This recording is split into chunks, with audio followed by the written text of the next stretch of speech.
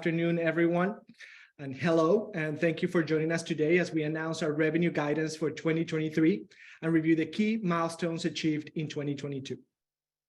We are pleased to announce that we will meet our guidance for the year 2022 and are issuing revenue guidance of $90 million to $105 million for the year 2023. Our forecasted revenue range represents anticipated growth in excess of over 100% over last year and highlights our continued momentum despite a challenging macroeconomic backdrop that has disproportionately impacted the cannabis industry. During the fourth quarter, we were able to complete several important initiatives that enabled the advancement of our strategy. This included the acquisition of Franchise Global Health, a leading distributor of pharmaceutical products in Germany, the initiation of cannabis exports from Colombia, and the completion of a $5 million equity raise. The transformational acquisition of Franchise Global Health connects Flora's Colombian-grown cannabis directly with German-based pharmaceutical and medical cannabis distribution. As a result of this acquisition, the company secured a crucial footprint in an established international cannabis market, providing a unique opportunity for operational synergies and diversified growth. The existing infrastructure in Germany will allow us to realize medical cannabis sales through thousands of pharmacies and the distribution of pharmaceutical products to 28 countries. After passing the legal framework for the export of medical cannabis out of Colombia in the second quarter of 2022, we were able to begin shipping cannabis and derivatives to countries worldwide. These countries included the United States, Switzerland, and the Czech Republic. Our Cosechemos facility, located in Bucaramanga, Colombia, continues to focus on cultivating high-quality cannabis and derivatives to support the international market. In the fourth quarter, we completed a registered direct offering with gross proceeds of $5 million, strengthening our liquidity position.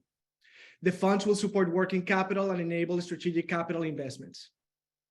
We started 2022 by acquiring Just Brands, giving Flora access to the domestic and international CBD markets, a customer base of over 350,000 consumers, and a network of over 14,000 points of distribution. We continue to acquire complementary brands via creative deal structures throughout 2022, diversifying our product offering and customer base.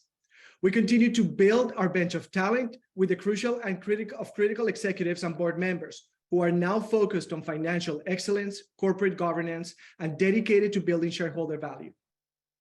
As we look to 2023, our revenue guidance of $90 million to $105 million reflects organic growth in our House of Brands division and expansion of our commercial and wholesale division capabilities.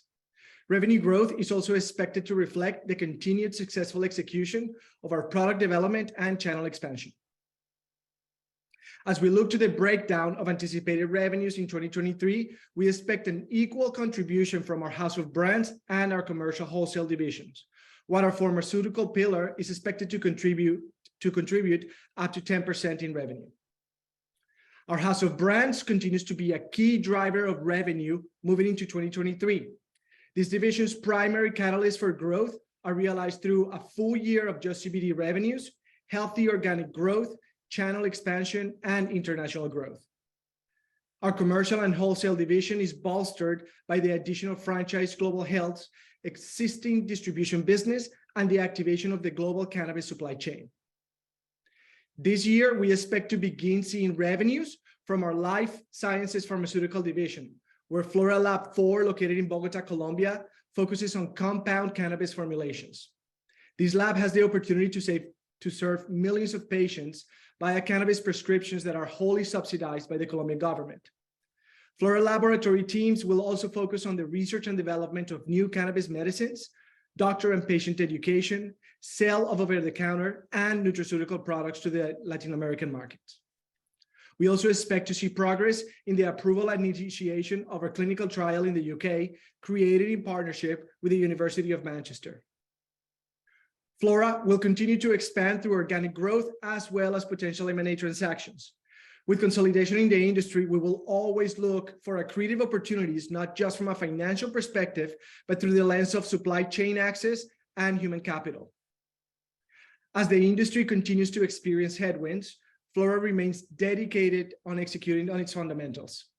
focusing on a path to profitability and building diverse revenue streams engineered to address the needs of the evolving international cannabis industry. Our fully audited 2022 financials will be released during our fourth quarter and full year earnings call in late March. I will now take questions from our analyst community, and joining me will be our Chief Financial Officer, Elsher Gorayev, and our Chief Marketing Officer, Jesse Castor. Jesse, I'll pass it on to you. Thanks, Luis. So we'll go ahead and we can begin with Aaron Gray from AGP.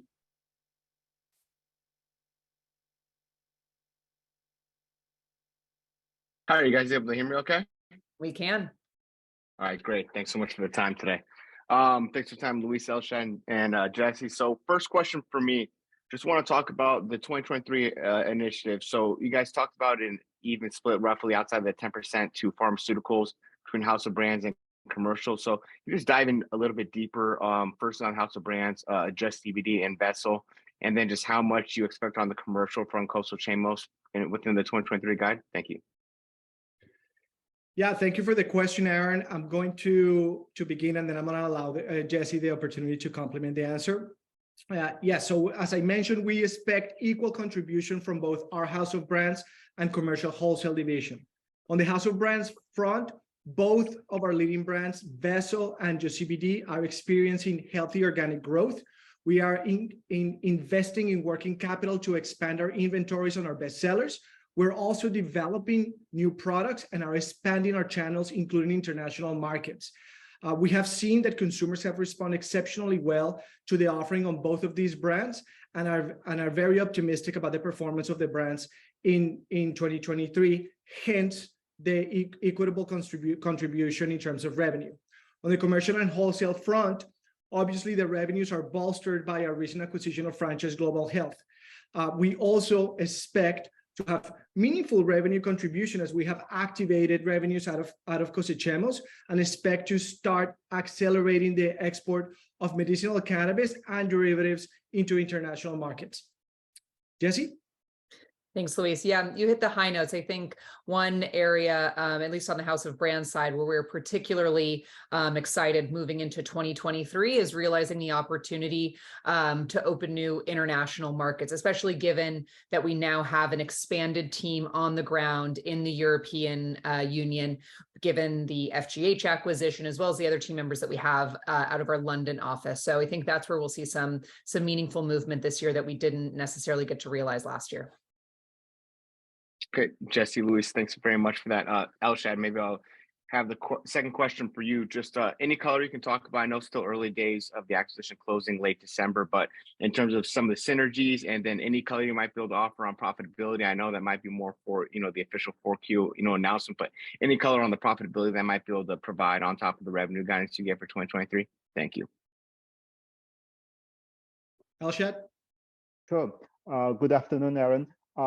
We actively working on fully integrating newly acquired FGH entity and their units. We're definitely working on synergies as well as capturing cost savings within corporate as well as across newly formed commercial and wholesale division. So we definitely see already early benefits.